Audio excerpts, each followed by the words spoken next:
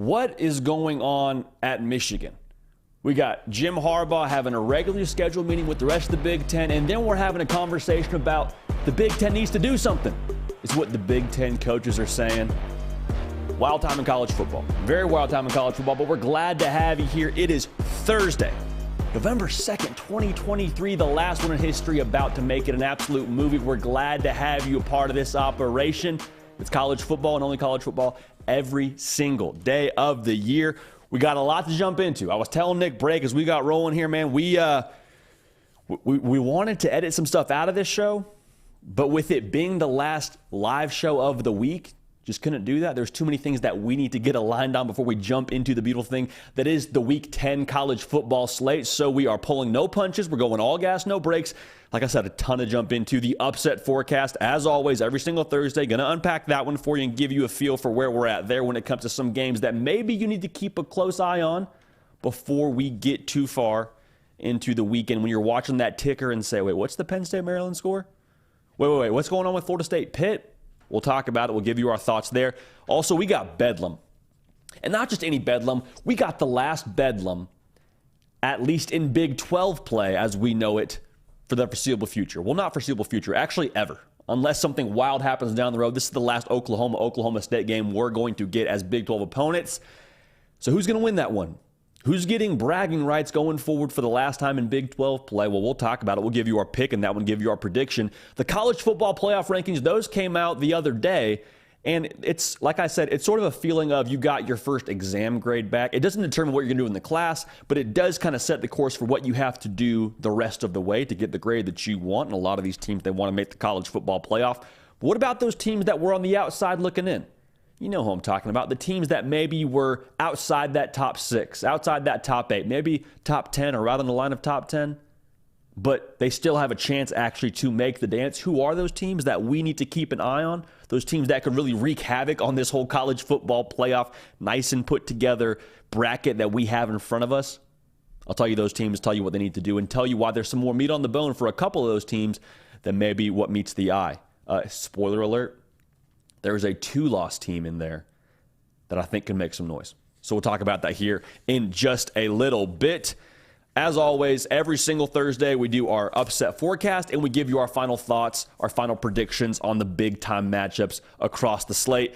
We're glad to have you here. I say it every single time. Make sure you're subscribed so you don't miss a minute of what we got going on right here. Second part of that, make sure you are dialed in on the social channels at JD Pickell, Instagram, Twitter. Those are the best places to stay with all the content we got going on this channel. That's first. Second, it's the platform in which we're going to interact back and forth during the week.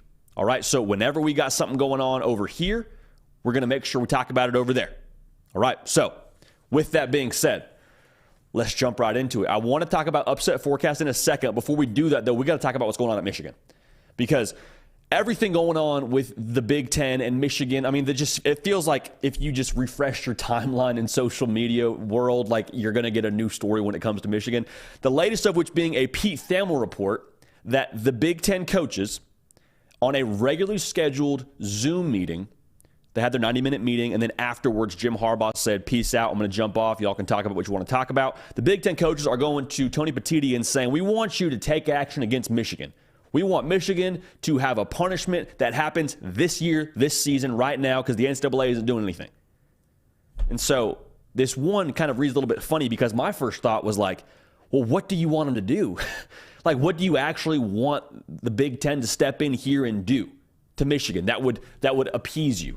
And so I actually reached out to some people that work for On 3 from the Wolverine and kind of asked, like, hey, what are you hearing about this whole conversation? What are you hearing about this situation with the Big Ten coaches wanting a pound of flesh? And the response back that I got was, essentially, the Big Ten coaches would like to have the Big Ten bar Michigan from playing in the Big Ten title game should they end up making it to that point. And to me, this gave me the vibe from an Office episode where Jim says he has jury duty. If those of y'all that aren't familiar with The Office, this may not hit, but if you are, stick with me here. Jim says he has jury duty.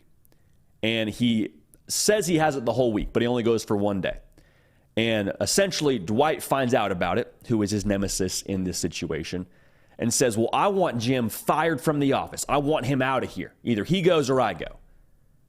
And like from a 30,000 foot view, you're saying you broke the rules. There should be punishment. There should be extreme consequences to a degree. Like, great, let's have that conversation. Maybe that is a good punishment. But then you get more in the weeds here, and it's like, is that really the best thing here for all parties involved? Is that really a realistic consequence for where we're sitting here right now with Michigan? Like, I think that the thing that we got to talk about here is you want to punish Harbaugh if you're a Big Ten coach. More than likely is the sentiment that I would imagine is going on throughout the Big Ten right now. You want to see Jim Harbaugh be the one that's punished for what's going on. You really want to punish J.J. McCarthy? You want to punish Blake Corum? You want to punish Mike Sanders still? Because that's who you'd be punishing. Jim Harbaugh, he's got Big Ten championships. Jim Harbaugh, he's going to be fine any way you slice it. Whether he gets extended at Michigan and he stays around for however many more years, he goes to the NFL, like however you want to talk about this, Jim Harbaugh's coming out of this thing just fine. Okay, he's got options. J.J. McCarthy, he's got a year, 2 years left at Michigan. Blake Corum, this is his last go-around. Like, you really want to punish those individuals for something that happened that they have no idea about? I promise you, J.J. McCarthy doesn't know that Connor Stallions was potentially doing this whole situation where he goes to different Big Ten stadiums and is buying tickets. Like, he has no knowledge of that, but that's who you'd be punishing. That's who you'd be impacting. So I have an issue with that to start with. Second part of this, why would the Big Ten do that? Why would the Big Ten, in their right mind, say, arguably, the last 2 years, well, arguably this year, but the last 2 years, the best team in the conference, we're going to keep you from playing for the conference title? Because you know what that impacts? Michigan's college football playoff hopes. And with Michigan being potentially a college football playoff team, that would impact very, very drastically the Big Ten's potential playoff hopes. Are we sure we want to do that? Are we sure we want to penalize the entire conference because we don't like the way that Jim Harbaugh went about doing things? Now, the other thing that I would say about this, like, even if this were to happen, my understanding is that Michigan would file a restraining order. So, like, hey, Michigan, you can't play in the Big Ten title game. They said, cool, here's a restraining order. We're going to keep playing. And so it's kind of a, like, rock meets hard place, sort of a stalemate, if you will. But my question within this meeting would be, who are the loudest voices? Who are the loudest voices calling for Jim Harbaugh in Michigan to not be able to play in the Big Ten title game or to have some extreme punishment? Because if it's not Ryan Day or James Franklin, then I think those voices should have a little bit less validity to them. Because is the Indiana game any different with the sign-stealing operation that Michigan supposedly had going? Is the Michigan State game any different? Is the Rutgers game any different? No. Sign-stealing, I don't deny that it's probably an advantage. Like, we can all agree it's against the rules for a reason. It's probably an advantage. Is it a 35-point difference of an advantage, which is the average margin of victory right now for Michigan? No. Let's not kid ourselves here. Let's not kid ourselves here and say this is the reason why Michigan would play in the Big Ten title game or why they've been successful. Like, it's not making a difference.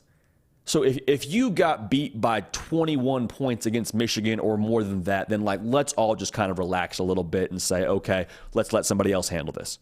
Now, what I would say, too, about James Franklin and Ryan Day, if you want them to be taken out of contention for the Big Ten title game, maybe that is a whole separate video in itself for us to explore. But the games that are really going to impact Michigan's season are coming at the end of the season. That 3-game stretch we talk about at Penn State, Maryland, Ohio State, you've heard me talk about it now many weeks in a row. And those games that are going to impact Michigan's season, I promise you, all those teams have changed their signs. Like, Ohio State's not rolling out there with the same signs. Penn State's not rolling out there with the same signs. And if they were, like, whose fault is that then, right? Like, let's all kind of think about this logically. Whenever Michigan and Ohio State play, it will be the most even playing field. There will be no sign stealing. You would have to believe, based on what's gone on to this point in the year and based on what you would imagine both teams have gone through to this point in the year. So, all that's to say, let's not punish J.J. McCarthy for what's going on with Connor Stallions. And if Michigan 30-pieced you, then maybe there's other things to worry about than their potential of playing for the Big Ten championship. So that's how we feel about that. We appreciate everything going on with this situation that's being covered by the Wolverine and everyone else within the On3 network. They're doing a phenomenal job. But again, the Wolverine is going to keep you in the know for all things Michigan right up to the minute. So make sure you have a membership there. And they do phenomenal work, does that entire team. All right, we prefaced this a little bit yesterday. If you like picks, we're going to do those picks, but that's going to be on my Twitter page, @JDPickell. Also going to be on my Instagram page. So that's first and foremost. But what I want to make sure we're all aligned on here, we talked about it on yesterday's live show. I want to talk about it again right now. PrizePicks is doing a giveaway. So there's going to be a link in the description to this live show and to this one-off video that you just watched. And it's going to essentially have a Google form for you to fill out. And you fill it out with your email that's linked to your PrizePicks account. And whenever you fill it out, we're going to select at random I believe it's maybe 1 or 2 emails. I'll have to double check on that. Bottom line, you have a chance to win a 5-pick flex play to win up to $1,000. So essentially, it's a free play for a 5-pick flex play to win up to $1,000. So make sure you get those in. Again, that link is in the description to this video and to this live show. Make sure you're dialed in there. PrizePicks bringing you the hard count. Also, PrizePicks, just to make sure we're all on the same page here, they do a phenomenal job enhancing your viewing experience. Free play, obviously, is on the table here with that, but daily fantasy. So if you want to have some free play without the potential to, or outside of just even what I talked about right now with that whole potential to play that 5-pick flex play, free play, a lot of words play there, but you catch my drift. Make sure you use code JD whenever you sign up, 100% deposit match up to $100. So speaking of free play, if you put in $20 when you sign up, they'll match you with $20 of free play. All right? So PrizePicks, again, make sure you're dialed in there. Redeem code JD. No periods there. Just JD, and they will make sure you're set up. All right. With that out of the way, now let's move right along here. Let's talk about the upset forecast for Week 10 of the college football season. A lot of sneaky ones here. I don't know if there's any that are jumping out and that are like, hey, red alert, upset, but it's always the quiet ones. Always the quiet ones, because we got a lot of big-time matchups here, a lot of blockbusters. But underneath the surface, somewhere else across the slate, there's going to be some upsets. So where might they be? The first place I'm looking is Penn State at Maryland.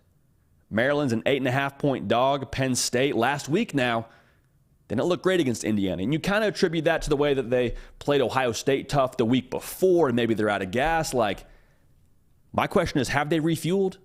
Have they filled that gas tank back up? Because if they haven't, Maryland is going to score points. They're averaging over 30 a game right now. And Penn State hosts Michigan next week. So you don't have the luxury now to look ahead, because with Maryland, what they have within this offense, with Taulia Tagovailoa playing quarterback for them, he's what I like to call a game plan breaker.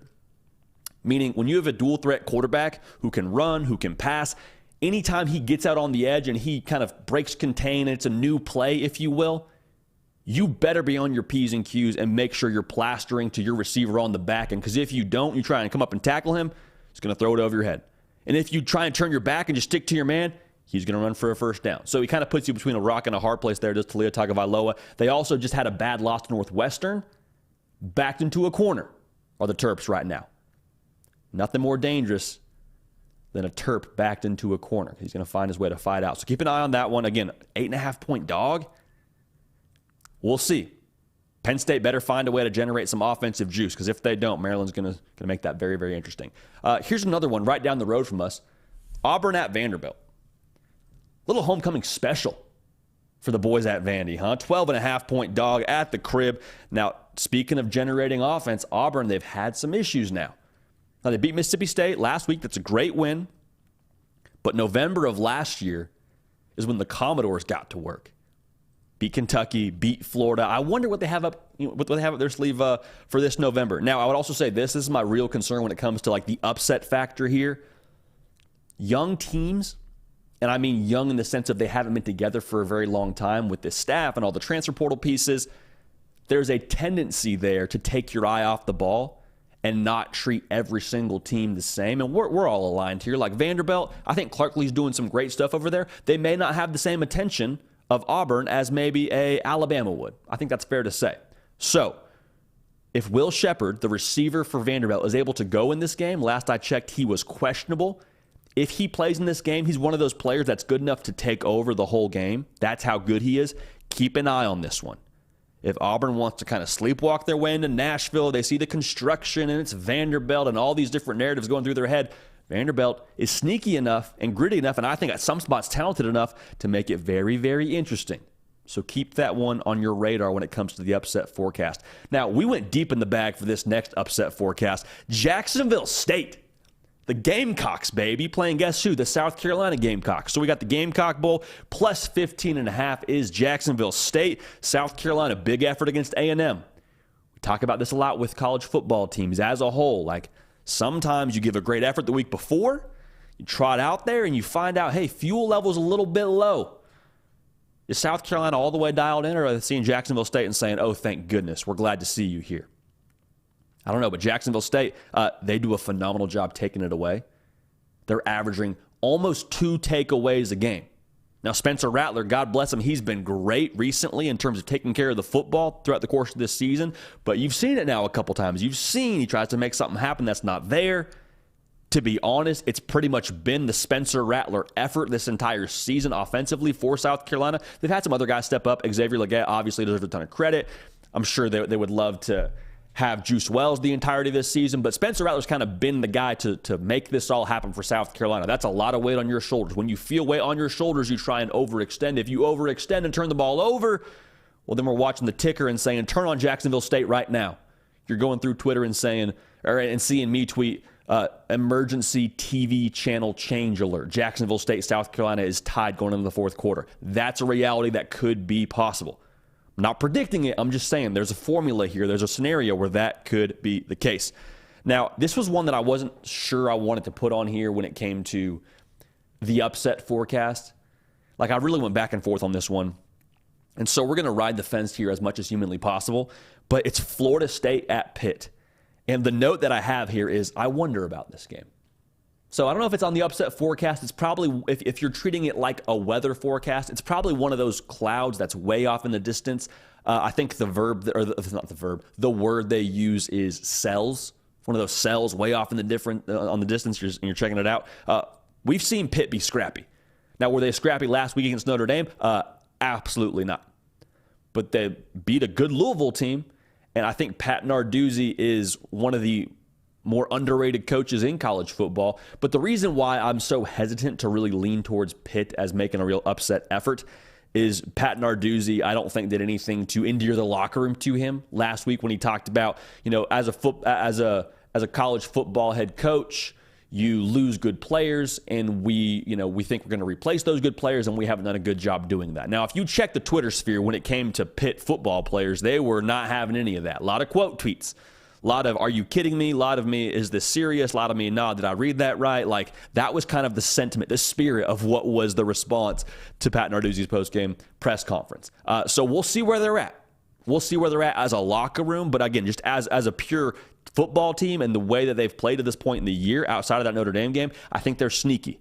Very, very sneaky, very, very gritty. And the thing with Florida State, too, as talented as they are, as high as I am on Florida State, I wonder just a little bit if they're not going to play down to their competition like we've seen them do at times this season. The big thing for Florida State in this game, can they run the football? Pitt, a 3-touchdown dog in Pittsburgh, we'll see.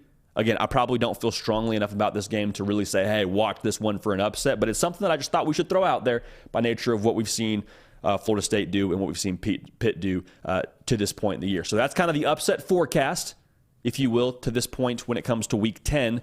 It's always going to be somewhere across the slate. It's a matter of where can we find them. We've been pretty good this year about having a gauge for the upset forecast, but Week 10 should be no different. If it's not these games, it'll be somewhere across your Saturday.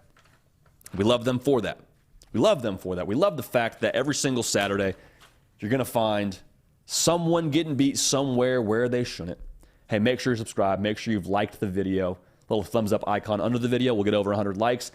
College football is about tradition. We're about tradition on here, and one of our traditions is over 100 likes before we get off the air. And y'all have every single time knocked that out of the park, so we appreciate y'all so much in advance for that. Now, speaking of tradition, it's a sad thing. It's a very, very sad thing because we got Bedlam for the last time as a Big 12 conference game. Oklahoma going to Stillwater, Oklahoma should be an electric atmosphere in every sense of the phrase. They're favored by 6.5, 3:30 Eastern, ABC. You wish it was a night game just for the pure pageantry of it all. And we've all seen Stillwater, Oklahoma, and the way that stadium is set up to where they're slapping the side of the stadium with the paddles. They're pretty much on top of the opposing sideline. A lot of people go in there. Not many teams come out undefeated. Now, Oklahoma, they're not undefeated going in there. They already have a loss based on what happened last week against Kansas. So for Oklahoma, my question for them is, can they sort of restabilize this operation? Where are they at psychologically? Still have a lot to play for. Still have your Big 12 title hopes very much so intact, but you got to handle business. Now, you lost your mulligan last week against Kansas. Stormed the field in Lawrence. It was not a good sight. How do they handle it? How do they respond? Because, again, this is still a team that's only in year 2 under Brent Venables. It's going to take a lot of good leadership within that locker room to have that bounce back. Now, for Oklahoma State, we talked about the Big 12 title hopes for Oklahoma. Oklahoma State's thinking Big 12 title as well. I mean, don't look now, but the Pokes are very much so in the race for this thing. And Ollie Gordon, their running back, is very much so in the Heisman conversation when it comes to week 10 of the college football season. So the other part of this that we can't ignore, you don't think Oklahoma State would love to send Oklahoma out of the conference with an L? I promise you, everyone in Stillwater, Oklahoma would be a fan of that. Mike Gundy, you know he would relish that. I promise you he would be phenomenal for a great soundbite postgame if they do beat Oklahoma. So I hope we get the soundbite. But even with that being said, I'm excited to see what Oklahoma does because I think Oklahoma, Brent Venables will have a great soundbite afterwards as well. So I'm eager to see that one too. So with that being said, what does this game come down to? For me, the obvious is Ollie Gordon against that Oklahoma trenches. Because Oklahoma last week, they allowed 200 yards rushing against Kansas. Y'all, that's not good. That's not going to cut against Ollie Gordon because he's been putting up road to glory numbers, like Tecmo Bowl numbers. He had 282 yards and 271 yards rushing the last 2 games. That is freakish. If Oklahoma State is able to run the football, even a version of that, or be somewhere near what Kansas did, that's going to be able to control the tempo of this game. And think about this too, with how quickly Jeff Levy wants to operate offensively for Oklahoma, how much they want to just push the pedal forward. If you push the pedal forward and have some trouble early on in this game, you could very much so be in a situation where you run 3 plays and you only taken 30 seconds off the clock. A run and 2 incompletions, you're 3 and out, you're off the field, and the ball goes back to Oklahoma State. And with Ollie Gordon, the way he's running the football, they're not a run-first team necessarily by nature of what they've done over the course of the year, but you'd have to imagine with the crowd at their back, with how quickly Oklahoma wants to go, with what Oklahoma can do offensively, if Oklahoma State can control the tempo of this game and have Ollie Gordon be the impact player of this game, that would change the entire complexion of what Oklahoma is able to do and what they have to do offensively. Now, if you're able to kind of neutralize Ollie Gordon, let's change that word from neutralize to manage. Because I think neutralizing a dude who's been almost over 300 yards the last 2 weeks is a little bit ambitious. If you can just manage him, if you can force Oklahoma State to be in a situation where Alan Bowman has to consistently throw the football to beat you, then I think you give yourself a chance. Because we've seen Oklahoma now. They want to be aggressive. They want to dial it up and get after the passer. If they can make it a game like that, it'll start with stopping Ollie Gordon on early downs. Very big if, very tall order. But that, I think, is what it's going to take when it comes to Oklahoma winning this football game. So, other question we got to ask here, what's the rhythm like for Oklahoma's offense here with Dillon Gabriel? Because I wonder if Kansas didn't maybe provide a solid blueprint for Oklahoma State in this game. Now, Oklahoma State hasn't been phenomenal defensively to this point in the year, but Kansas did a great job last week of being really physical with these Oklahoma pass catchers. And I understand the elements probably played a factor in it as well, with Dillon Gabriel being able to consistently distribute the football accurately. We all understand that. But at the same time, Oklahoma's offense is built on rhythm. They want to run the football, they want to get lateral on you, and they want to be able to work that quick game. And once they get that quick game working, once they get your defense off balance, then they take shots. Then they push the ball downfield. Oklahoma last week against Kansas really struggled to find that rhythm because on the perimeter, Kansas's defensive backs were really physical. Now, Kansas's DBs, I think, are probably better than what Oklahoma State has in the secondary. But if you're going to be physical and kind of throw them off their rhythm within the play, if I'm Dillon Gabriel and I drop back and I think I have a hitch route coming at, let's say, 5 to 6 yards, but he gets jammed, and I hit my step where I'm about to throw the football, and he's only at 3, still trying to get out of his break and fight through contact, well, then I got to get off that read, and I have to go somewhere else, meaning plan A is not there. Textbook, the rhythm of that play is destroyed. So, how does Oklahoma State handle that? Because we talk about this a lot whenever you want to play physical on the outside. It's classic risk it in exchange for a biscuit situation. Because if you swing and miss, there's a whole lot of real estate behind you. And then you end up on a Coach 30 video, like we've talked about on this show before. You don't want to have that happen if you're Oklahoma State. I think you really missed Andrew Anthony here. if you're Oklahoma. So who is it that steps up? Nick Anderson, obviously, is a guy that's been balling for Oklahoma. Drake Stoops, I think, has to have a big game in the slot for them. Creating that rhythm is going to be crucial, because if you can't create that rhythm, then you're staring right in the face of what we talked about a second ago with Oklahoma State controlling the tempo, being able to run the football. And Oklahoma fans, too, throughout the course of this past week, based on what happened against Kansas, they'd like to see Dillon Gabriel push the ball downfield a little bit more. And they're probably looking at Jeff Lebby saying, hey, let's be a little more aggressive here. So I'm not going to question play calling. I'm just telling you, if Oklahoma pushed the ball downfield a little bit more, that would make the good people in Norman, Oklahoma happy. I also think it kind of puts Oklahoma State on their heels. So something to watch for there. If they do create rhythm and are able to push the ball downfield, that could kind of be the spark that sets this whole thing off. Now, my ultimate question when it comes down to this whole thing, where is Oklahoma at psychologically? And psychologically is maybe even a bit of a stretch, but where's Oklahoma at when it comes to the gas in the tank? Because I think after the Texas game, we saw after that bye week, the way they played UCF, a little bit of pressure, a little bit of, strain it seemed like they felt. You wonder if maybe the weight of perfection was weighing on them just a little bit too much in their second year under Brent Venables. And now without that weight, now having gotten your first loss, one side could argue, well, JD, that weight of perfection is dialed up a notch. They're in fight or flight mode. They can't lose another ball game and expect to make the college football playoff. And they got Big 12 title hopes they want to achieve. Like, maybe that pressure is dialed up. Maybe so. But also, I wonder if maybe there's a sense of urgency that's created from having that kind of loss. Because to be real, like Oklahoma, Kansas played phenomenal. I don't want to take anything away from Kansas. But Oklahoma has a better roster than what Kansas had. Now, Kansas played better on that day. They won the football game. You can't take anything away from Lance Leipold and company. But Oklahoma is a better operation, top to bottom, talent-wise, than Kansas. So what does that go back to? It goes back to internal temperature. And I know they're dinged up across the board defensively, and you hope that everyone that's questionable is able to go if you're a Sooner fan. But I wonder if maybe there isn't a little bit of okay, look around. We're in the foxhole, boys. We're in the foxhole. The good news for Oklahoma, they're used to being in the foxhole.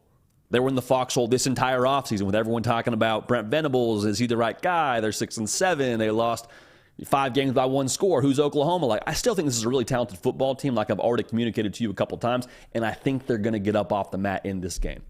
I think the leadership in that locker room is too strong. I think they are too battle-tested, and I think they're going to do a lot to correct some of the mistakes we've seen previously, defensively at least.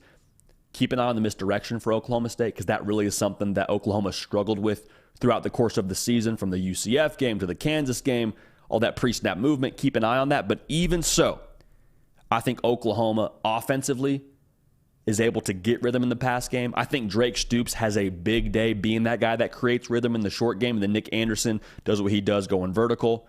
I think Oklahoma ends up winning this football game, a final score 34-27. So with that being said, Brent Venables in Oklahoma keeping their college football playoff hopes alive, keeping their Big 12 title hopes alive, and just survive another week to see and fight and keep on rolling for what they have aspired to this point in the year. So that'll be a lot of fun. Make sure you're dialed in for that one. I cannot wait. Cannot wait for that one. That'll be a good time. Appreciate y'all being dialed in. Make sure you're subscribed. Make sure you are following us on all the shows, on all the social platforms, at JD Pickell on Twitter, as well as on Instagram. All right. So we got the college football playoff rankings on Tuesday night. Happy Halloween. For those of y'all that were trick-or-treating, you probably saw the rankings. And if you didn't see the rankings during your trick-or-treating hours, you saw them after the fact. And we all talked about the top 6. We gave you our thoughts on the top 6, the path, the edge forward. Those are probably going to be, the leaders in the clubhouse. Obviously, a lot of those teams control their own destiny. But what about the teams that are on the outside looking in? Maybe sitting at number 10, maybe sitting just outside the top 10, that have a chance now to find their way into the college football playoff. Now, I'm not going to sit here and pretend that all these teams control their own destiny, but I think a fair amount of them do. So I want to go through a couple of these teams here that could very well find themselves in the dance, and the first of which being Missouri Tigers. Now, they have the domino that they have to knock over this week at Georgia, because Georgia's the number 2 team in the country, and then after that they have Tennessee. So hopefully Tennessee will still be ranked if you're Missouri. But if you beat Georgia and you beat a ranked Tennessee and your only loss is in the final seconds against a ranked LSU, and we'll see how that LSU loss ages. If they're a one-loss SEC champ, and let's say they beat a top 5 Alabama in the SEC title game, I understand there's a lot that would have to happen here. I understand that Eli Drinkwitz and Luther Burden and Brady Cook, they would all have to dig deep and find a way to get it done. But I'm just saying there is a path here for Missouri to where if they're a one-loss SEC champ with wins over Georgia, wins over Tennessee, wins over Alabama, I think you pretty much delete that loss against LSU from the hard drive and say, yeah, Missouri at this point in time, they're a top 4 team in the country. Can you imagine a world where it comes to Selection Sunday and a one-loss SEC champ is Missouri, and we already know they're going to make it in? Can you imagine what that would be like juxtaposed to the conversation around Eli Drinkwitz prior to the season? And to be real with y'all, I mean, this is on me because we should have known that they were going to be good this year by nature of how Eli Drinkwitz pulled up. Gold, I believe they were like Nike Dunks. And when I say gold, I don't mean like they were like a matte gold. I mean they were like chrome gold. Dude was looking good, all right? I'm just saying he was dressed for success, and we should have known that prior to the season. But Missouri, I would go so far as to say I think they control their own destiny when it comes to the college football playoff. Another team we got to talk about here in the ACC, how about Louisville? Don't look now, but Louisville, they only have one loss. And they have a top 10 win over Notre Dame, and they have another ranked win over Duke. A one-loss ACC champion, Louisville. If it were to be Florida State, if they give Florida State their only loss of the season, at that point in time, Florida State, you would imagine, is still probably top 4 in the country, if not higher. That's 2 top 10 wins and 3 ranked wins for Louisville. I don't see how you leave them out. I don't see how you would leave out the Brom squad, man. So I think what they did really, really well was do some of that heavy lifting early on. They're at number 13 right now in the college football playoff rankings. I'm just saying keep an eye on them because I think similar to Missouri, it feels a lot like they control their own destiny. I mean, if you had 4 other undefeated conference champions, I suppose you'd leave out Missouri and you'd leave out Louisville in that point with them both having a loss. But I think the odds of that happening are pretty unlikely. So keep an eye on Jack Harlow and the boys down there in the Ville. I think they have a very real chance by nature of their resume and by nature of this thing essentially looking like a crash course towards them playing a top 4 Florida State team. If they get there with one loss and they can beat them, going to be hard to keep out. It's going to be very, very hard to keep out. Now, this is a team that I wasn't even sure we should include them because they're sitting at number 10 and it's Ole Miss, but they're at number 10.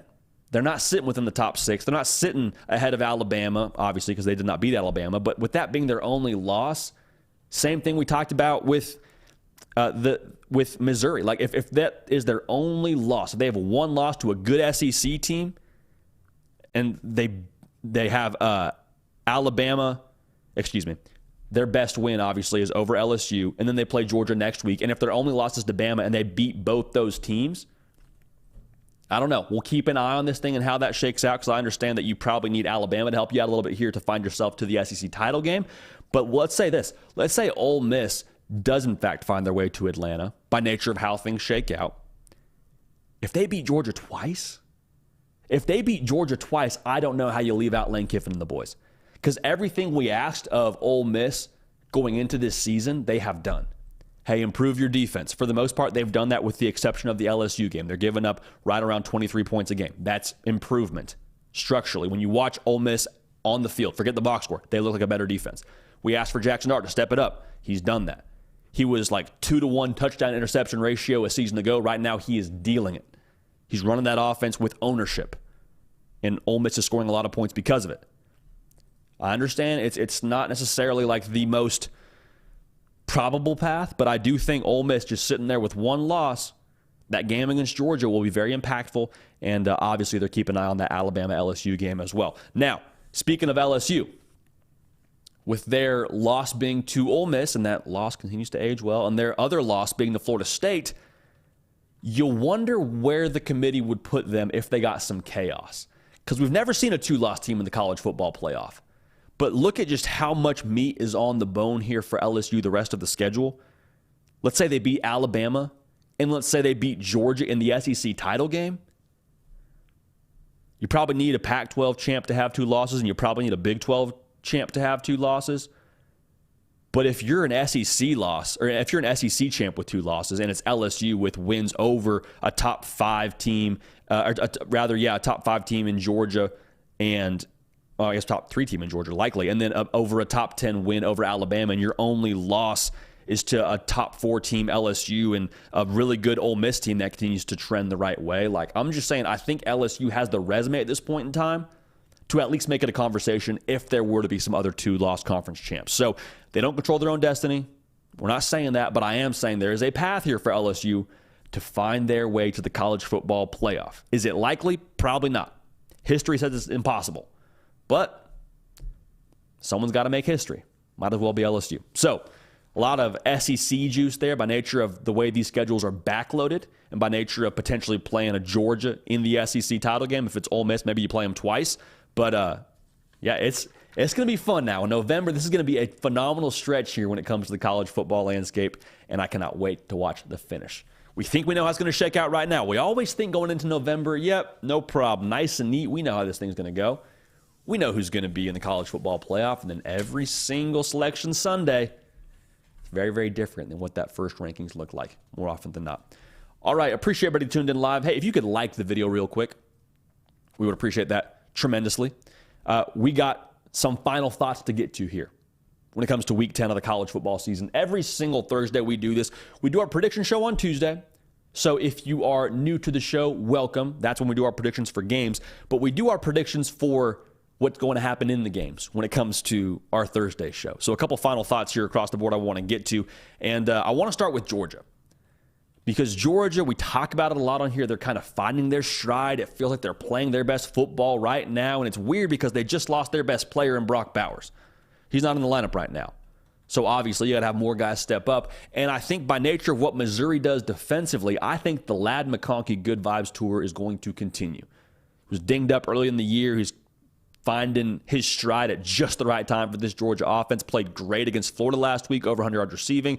By nature of what Missouri does defensively, with how physical they want to play with the wide receivers on the outside, and by nature of where you can line Ladd McConkey up in this offense, I think he's too quick for how physical they want to play. I think they're going to swing and miss at him, and I think he has a big day receiving.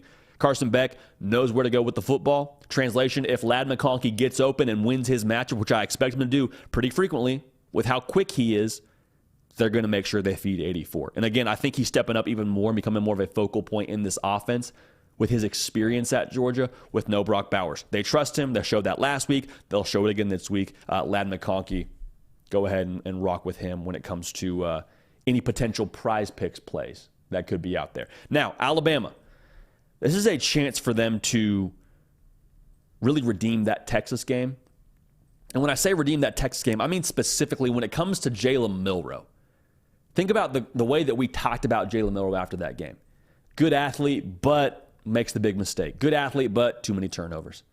And that was true. To that point, at least in his career, that was kind of the story on Jalen Milroe. A&M game last year. I think after that Texas game, it knocked him back into the negative.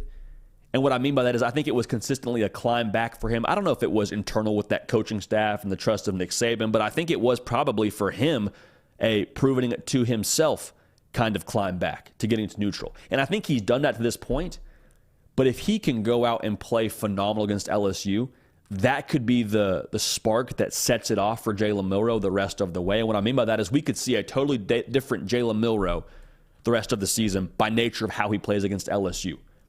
This is a big confidence-boosting opportunity because we all understand this now in this game against LSU. Like, they probably have to score some points. With Jaden Daniels on the other sideline, who we'll talk about here in just a second, it can't be a thing where you score 24 and win the ballgame. It's not the way this thing's going to shake out. So they're going to ask more of Jalen Milroe, and I think Jalen Milroe will answer that call to action. So I'm excited to watch him play again. I think it's a big redemption moment for him by nature of what he's had to go through to this point in his career and what he went through in week 2. Now, with LSU, there's 2 thoughts I have. The first of which being, if LSU beats Alabama, I think you probably pencil in Jaden Daniels' name on the Heisman Trophy. Like, I think if they're going to beat Alabama, they probably have to score 40+. And you would imagine Jaden Daniels plays a pretty large part in that. I think it takes Jaden Daniels' best day in Tuscaloosa to win. But if they get that from him, talk about a Heisman moment. By nature of the stage, College game days there, it's in Tuscaloosa, it's a night game. I mean, it is the game of the weekend. Like, at this point in the year, too, in November, I think this kind of could be that spot where he plants the flag and says, nope, go ahead and put my name on that thing. And I don't care if LSU is a college football playoff team or not. Similar to last year with what Caleb Williams did, I just think he has put too much out there on tape to make a case against him being the Heisman Trophy winner if they do find a way to get it done in Tuscaloosa. Now, the other thought I have on this game, if you don't cut Harold Perkins loose in this game against Alabama, we talk so much about his big playability. He can wreak havoc. He can take over a game. Like, we haven't really seen him do that to this point. Some of that you wonder, is that Harold Perkins? Some of that you wonder, is that Matt House? I don't know. But this has to be the spot. Because Jalen Milroe, we talk about how much he can hurt you with his legs. That's going to be on Harold Perkins to help minimize that. You would expect by nature of how LSU's utilized him in the past. This has to be the game where you say, Harold Perkins, go hunt. Go win us this ball game. Because the way that Alabama really hurts you is pushing the football downfield. Those are longer developing plays, meaning Harold Perkins is going to have one or two Mississippis to get after Jalen Milroe. You're not great on the back end. You're dinged up in the back end. If that weren't to make matters worse with what they've done when they're healthy in the back end, which isn't great to begin with, you need to create pressure on Jalen Milroe, and I look right at Harold Perkins to make that happen. Now, USC, they welcome Washington to the Coliseum this week, and regardless of what Vegas tells us about this game, I believe Washington, at last glance, they were a 3.5-point favorite. USC, just historically, regardless of head coach, just a little bit of Coliseum magic. They find a way every single late October, November to steal a game like this and spoil somebody's BCS hopes at one point in time, and now it's college football playoff hopes. I wouldn't be so sure that this USC team is about to just roll over and play dead. Because that kind of feels like the way they're being talked about right now is Michael Penix Jr. and Roma Dunze and how talented they are on the wide receiver position. Like, when I look at the styles of this game, I actually think that there's a very real path, a pretty wide path actually, for USC to get it done. Because what USC does best is score. You're saying, JD, Washington scores a lot too. Yes, I understand that, but they don't defend very well. Neither does USC, but especially against the pass. Washington struggles, allowing 246 pass yards a game, good for 110th in the country. Caleb Williams, with how much of a just freak show he is, the potential he has to take over any and every game that he's a part of, it's probably going to take his very best effort. I don't pretend to say that USC is somehow going to, press forward and turn it on here and make the Pac-12 title game, but they got a chance. They got a pulse. And as competitive as Caleb Williams is, for all the things said negative about what he, does with different things around, the body language and all that, and we've talked about that here. Dude's competitive. Dude wants to win. And I think that sounds simplistic as a statement, but I think we're going to see in this game just the way that he empties the tank is going to be something to watch. So I'm not calling USC to win the game. We actually already picked Washington, but I think it's a lot closer than maybe some people think. And I think USC, if they were to win that game, let's put it this way, we would not be surprised in the slightest. Last thing I want to touch on here before we finish up our final thoughts. There's a very real chance we see Arch Manning in the game this weekend for Texas. Just got a feeling on it. Malik Murphy, I think he's played well to this point, but you wonder if they don't give Arch Manning a couple snaps against Kansas State. Now, what situations? No idea. We'll see. But what I want to make sure we guard against and what I want to make sure we talk about before we get to that game, anytime Arch Manning has a negative play out there, there is going to be so many what I like to call Twitter quarterbacks that will jump on their phone, jump on the keyboard and say, told you he wasn't any good. I want us to make sure we mute those people. If you want to block them, block them. I don't really tend to block too many people on Twitter, just kind of by nature of how I operate on that platform. I want to make sure we don't give in to the Twitter quarterbacks that say Arch Manning is no good once he throws his first incompletion. Because the reality is, whenever somebody has a recognizable last name, people like to be quick to say, ha, told you so. Because they think it makes them like a free thinker, or they're zigging when everybody else is zagging, they're not following the crowd, whatever kind of label you want to put to it. People like to be different, and they like to say that Arch Manning isn't really that good. Well, by nature of all the recruiting services, Arch Manning's pretty good. And if you don't believe those, that's fine, but I promise you, Nick Saban and Kirby Smart, they wanted Arch Manning on their football team, and those are not two cats that would waste their own time, especially recruiting a quarterback. So, how he plays this weekend, I have no prediction on it, but let's not define somebody as a freshman. That just makes no sense. So, those are our final thoughts for Week 10. Let the games begin. Can't wait to watch that. Now, We're about to go to the keeper of the queue, Nick, break. But actually, I want to do a quick ad read. So, Nick, the ad read here is actually to my left off camera. Let's go to a one shot of you while I grab that. I'll tell people about game time. Sound good? Yeah, that works. How about that? A little bit of movie magic. What do you say? You guys, you hear me? Live and live in color. Yeah, I can even give a tour of my lovely facility. Man, Go ahead, JD. I'm on the screen. Tell the people a little bit about your kickball game in a one shot, and we'll be back with a quick ad read. Sound good? Yeah, I had a couple people asking me about the game. It didn't go well. We lost 10-6. Season's over. It's a little bit of pain. But listen, guys, 6 wins this season. We only lost 2 games. We lost 10 in the last 2 seasons combined. So, JD, you know what, man? I'm going to take it. I'm going to be, it's all good.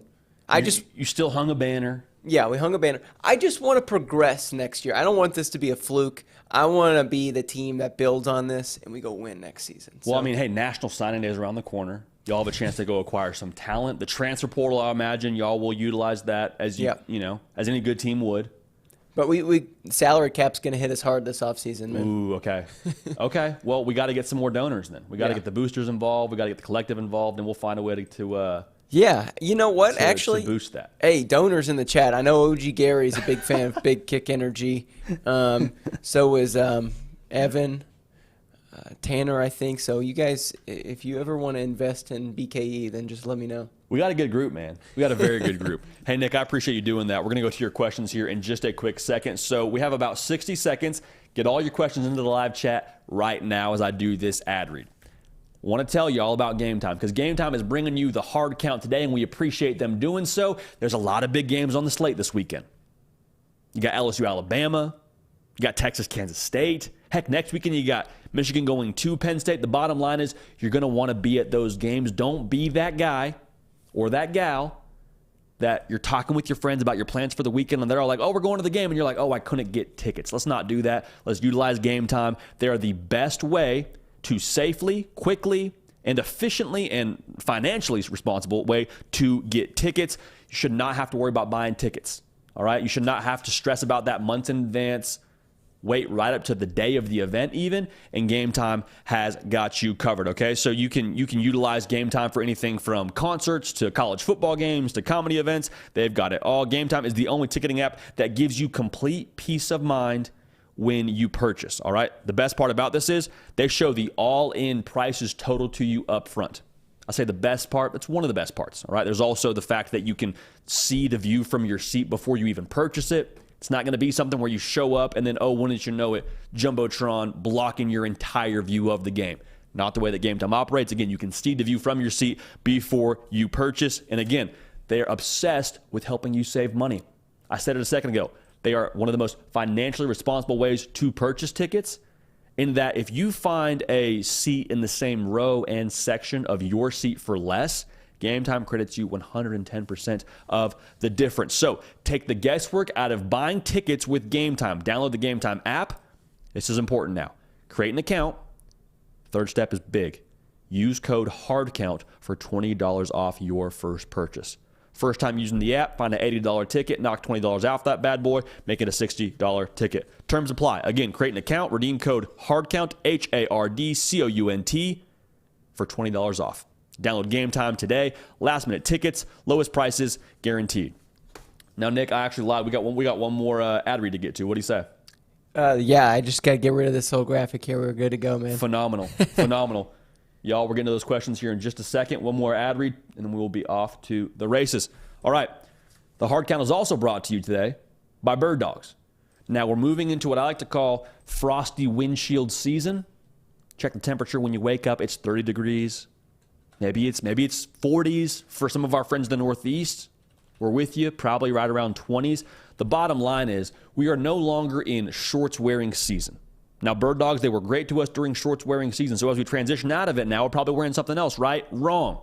Bird Dogs, they got shorts, yes. They got great joggers. They got comfortable pants you can wear for work. So you can, one, look good, because that's the way the Bird Dog operates. All right, they're going to make sure that they have the best styles. It's not something where you walk out there and you're sacrificing comfort for the way that you look, and you just rolled out of bed wearing something that just looks like you found it off the clearance rack. It's not Bird Dogs, okay? They're going to take care of you in that sense with how you look. Also making a great purchase with how you feel using Bird Dogs, okay? Like I promise you, you will walk out there and you will feel like you are wearing something you could go work out in whenever you go to work. You could probably squat in the khakis that they allow you to purchase via Bird Dogs. So go ahead and redeem code JD at checkout with birddogs.com and receive a free Hydro Flask style water bottle. So again, code JD, birddogs.com. We're out of shorts wearing season. We're into pants wearing season, and Bird Dogs is the operation that we're trusting to move into the fall and winter season. So we appreciate them. We appreciate y'all rocking with them. All right, now here we go. Keeper of the queue, Nick Brake. We're back in action, baby. Hey, big play by you there. Big play by you there. We got the ad read off to the side, fumble on my part. We pick it up, scoop and score, and you're just making plays. Let's get right to it, man. What's going on in the chat? Well, I do owe Evan Goforth a question. I messed it up yesterday. Do you think it's possible that the college football playoff will end this season, the 14 format, with the same teams that were in the original playoff in 2014? Alabama, OSU, Oregon, Florida State. What are the chances, JD? It's possible. I look at Georgia, man, and I'm like, I cannot bet against Georgia at this point because I think they're getting better every single week. I like Alabama, I really do, but if they were to play in Atlanta tomorrow, I would probably take Georgia. I'd probably take them by a touchdown. So I like Alabama a lot. I think they're trending in a positive way as well. I like Oregon to make the playoff. I like Florida State to make the playoff. Ohio State, I'm not so sure about either. I think Michigan is still the team to beat in that conference. So I would probably swap Alabama and Ohio State for Georgia and Michigan. But I would say if I had to bet on the number of teams from that original 4, 3 I could see, 4 probably a little bit of a stretch. Ohio State could still find their way in, I think. But Okay. I still like Michigan. Jay, a lot of questions, so I'm going to get to them pretty quick. I love it. I guess Larry Bird's in the chat because this one's coming from White Boy Magic. He says, JD, what do you think about Liberty and the path to the New Year's Six Bowl since they are undefeated Group of 5 team along with Air Force and James Madison? And why are they not mentioned as much as the other two? Are you sure that wasn't you? Are you sure that's not you right there? No, that one's not me. That's Larry? No, Larry Bird. Maybe John Stockton? John Stockton, yeah. Christian McCaffrey? We could keep going there. Peyton Pritchard. Regardless, Liberty, I'm pulling up their schedule right now. I think Air Force, with the way that they're ranked right now, if they keep winning football games, I don't see anything on Liberty's schedule that's going to be enough to put them over the hump. You would hope that maybe Air Force drops a game, but even so, I still think Air Force is probably that team from the Group of 5 to find their way in. Also, let's not forget Tulane. Tulane hanging around in that G5 conversation. So Liberty, I like what you got going on, but when it comes to the meat on the bone, I just wonder if they have enough to get them over the hump and be ranked above Air Force. Like typically when those first rankings come out, it kind of feels like they set the pace for what it's going to be the rest of the season. And I don't know that there's enough there for them to just jetpack past Air Force with them being behind them right now. JD, Conference USA is not a very good conference right now. It just isn't. So Liberty, I don't think they got a chance of that this year. Maybe Just next top year. rope, man. It's just not good, dude. But you're a Conference USA alum. For those for those that are not aware, I you're not covered throwing shade CUSA here. for a long time. Went to cover the basketball tournament every year. Did stuff like that. It was awesome. It's not like that anymore. It's a great spot. Jacksonville State, decent. That's Good. it. Yeah, that's it. La Tech's bad. WKU's bad. The end. This next question. This is something we kind of just talked about, but I'm going to get back to it. It's M says, ask JD, what if LSU beats Bama, and Ole Miss beats Georgia this weekend? What happens to the SEC? And Ole Miss plays, I guess, next weekend. But Yeah, Ole Miss and Georgia will play, and that would be... So if LSU beats Bama and then Ole Miss beats Georgia next weekend, what's the forecast look like in the old SEC? If Ole Miss beats Georgia next weekend? Yeah. I think at that point, Ole Miss would still be in the driver's seat because they have that win over LSU. Yeah, but Alabama would also have one loss. I mean, it would be one loss. What's the next tiebreaker? One loss across the board. What if they do it the way the Big Ten does it, and I'm gonna tread lightly here, it would be, I believe it's the win over your non-divisional opponent, and so I don't pretend to know what that would be.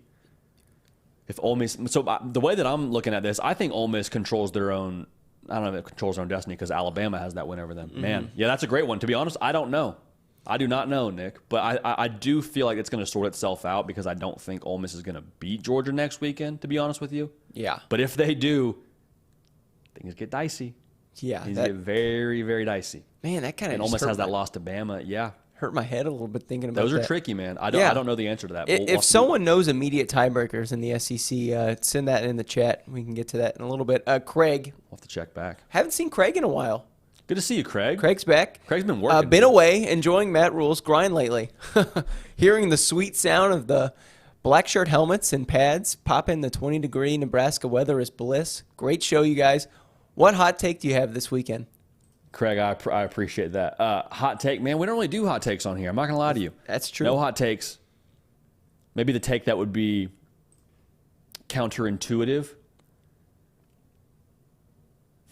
Maybe just a bold prediction this weekend. Bold prediction? I mean, I feel like USC, if USC ends up beating Washington, that would not surprise us. Man, I don't know if I look across the slate and see a bunch of like hot take material. I don't either, JD. Which is a bad look. Let's go with this. I think Maryland pushes Penn State.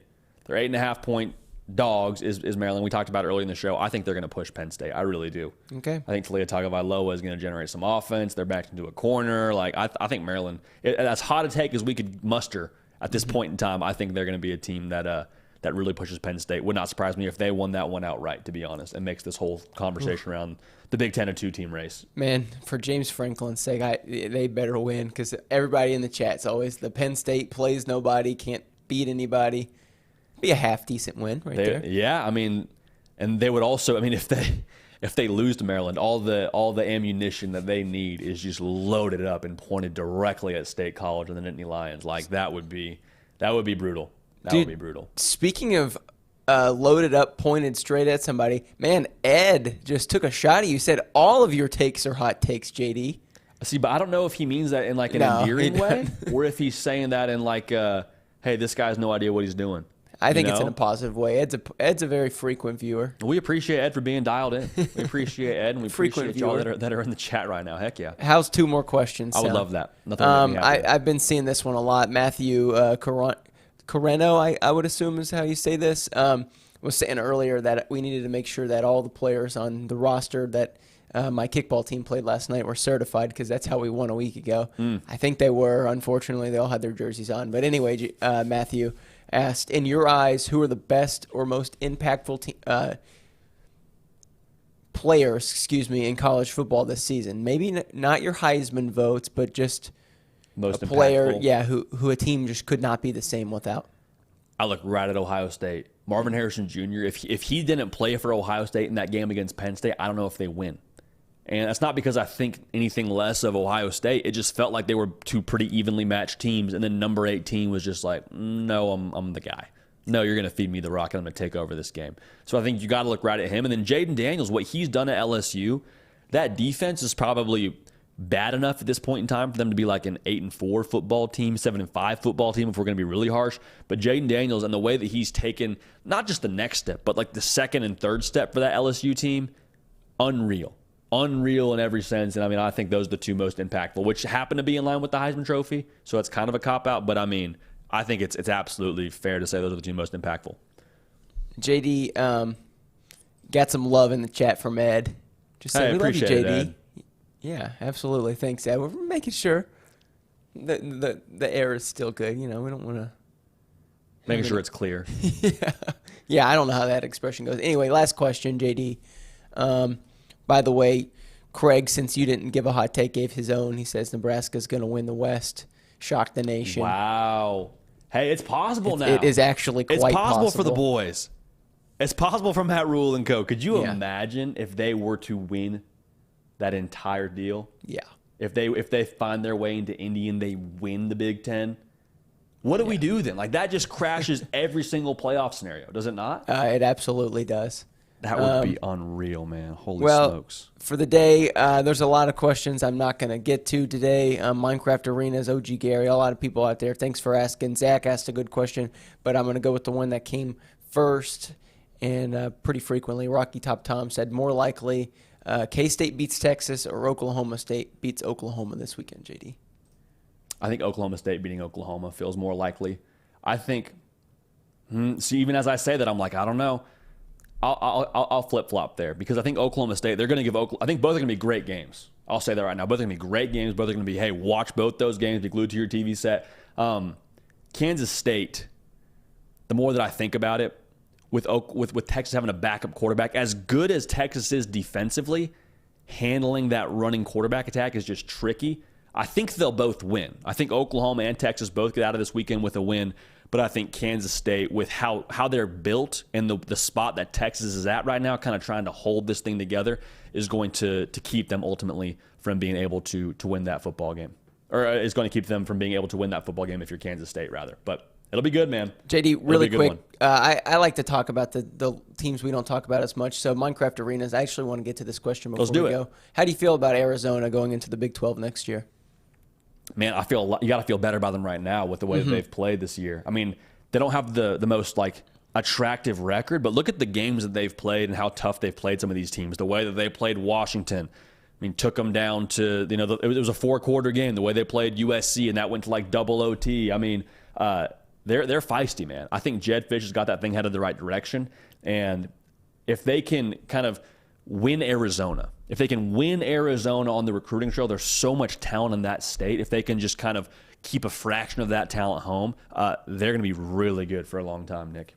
Going to be really good. Okay.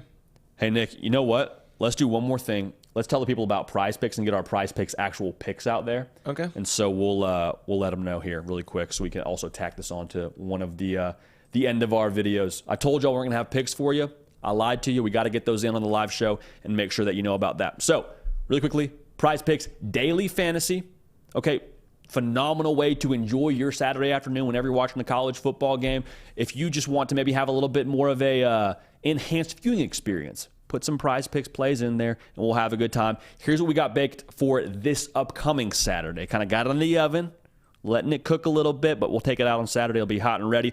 Got a flex play for you, a 3-pick flex play, meaning we do not need all 3 of these squares to hit for us to be able to get something back from our entry. Now, if all 3 do hit, good news, we're able to then, make more from that kind of play. It's not a power play. If you want to do power play, it's either all or nothing. If it hits, you make all of your money back, or you make, multiple amounts of your money back. And if you don't, you get none of it. So this is the way that we like to play. Starting off, Roman Wilson. His receiver his number is half a receiving touchdown. Against Purdue, Roman Wilson, one of the best receivers in the country. He's up there in terms of touchdown leaders in receiving touchdowns. Take Roman Wilson with the more there. We like that a whole lot. Now, when it comes to passing touchdowns, we got Hudson Card sitting there at half a passing touchdown against Michigan. I know Michigan's great, but Hudson Card, the transfer from Texas, he can wheel and deal a little bit. You don't think they find a way to throw 1 touchdown? We'll take the more there on the passing touchdown, so we'll get him just one of those. The more hits, we keep on rolling. Now, the last one I like here, Haynes King and Georgia Tech. They have been a story this entire season. The way that he transferred from Texas A&M, and they've had some improbable wins. They're wrecking shop on the ACC with wins over North Carolina, and they just had a great win this past weekend as well. That was North Carolina. They beat this past weekend, and then the win over Miami earlier in the year. Bottom line, Georgia Tech, the number for him is 1.5 passing touchdowns. We'll take the more there. Virginia, they've been iffy this season. We like them to get that. So to recap it for you, half a receiving touchdown for Roman Wilson. We like the more. Half a passing touchdown for Hudson Card. We like the more. 1.5 passing touchdowns for Haynes King. We like the more there. This is a flex play. So we hit 2 out of 3. We make some money. Redeem code JD. If you are a first-time user, 100% deposit match up to $100, utilizing that through the PrizePicks. Through the PrizePicks app is how I like to play. You play however you would like to play. So, another thing I got to make sure you know, I'll plug it one more time before we get out of here. PrizePicks has really appreciated what y'all have done for this show, so we're doing a giveaway. We have a 5-pick flex play to win $1,000.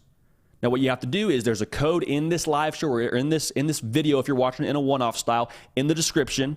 Going to be to a Google form. Submit your PrizePicks email that's tied to your PrizePicks account. We're going to select one of those at random, announced next week.